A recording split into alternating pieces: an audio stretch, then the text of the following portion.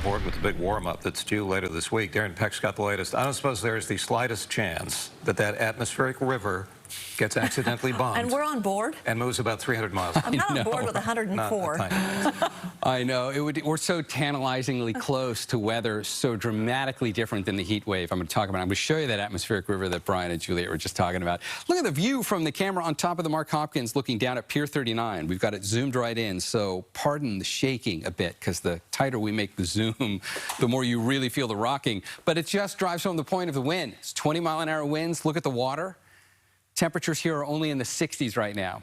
But, you know, that's the microclimates of the Bay Area. If it's 61 in San Francisco, it's still pretty much 80 in Concord. And we've made it up into the low 80s today there for daytime highs. So there's your spread on today. Tomorrow's going to be just like this. We're not changing the weather just yet. Watch the marine layer come back in overnight. We all wake up to gray skies for our Monday morning, and then by late morning, it burns right back to the coast, and tomorrow will be just as sunny as it was for you today. It'll also continue to be breezy and cool if you're near the water, no difference. Morning lows go back down to right around 60 tomorrow for most locations. We'll keep them in the mid-50s up in the North Bay for Santa Rosa. And daytime highs tomorrow, exactly where they are right now. No change here for Monday. So what I want to do is I'm going to jump ahead to the peak of the heat on Thursday, and I want to show you how this will be felt differently across different parts of the Bay Area. And I'm going to start with the hottest numbers.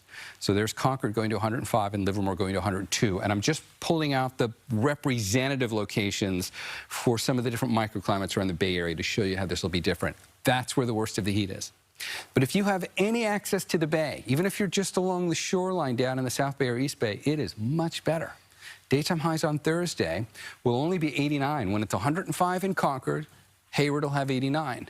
San Francisco will be in the mid-70s. San Jose, you're still going to have to go into the 90s, but at least we're going to keep you in the low 90s. It's still going to be hot down there, but not as bad as other places. And in the North Bay, the hundreds start to reappear here. Santa Rosa, you'll go to 100, and we'll top out at 98 in Napa.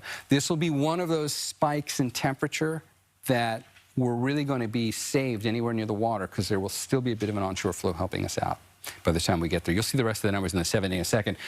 There's the rain that we were talking about in terms of that atmospheric river. That is going to continue to drop. A lot of rain for places like Crescent City. They're going to get another 1.5 inches. We're so close to what is a fairly impressive, for this time of year, atmospheric river coming right into California. Look at that long stream of moisture pointed our way. So it's too far north to have any impact on us here. It doesn't make any difference on the drought. The rain's too far away, and even at that, we need significant storms of November, December, January, February, March of next year. That's the only kind of rain that will make a dent in the drought. Big storms, we need that next winter, so even that wouldn't really have made a big difference. There's your 7 day. Temperatures go to the mid-80s if you are in the Bay, so there's your warm-up. We saw that already, and it starts to feel better, at least a little, by next weekend. Okay.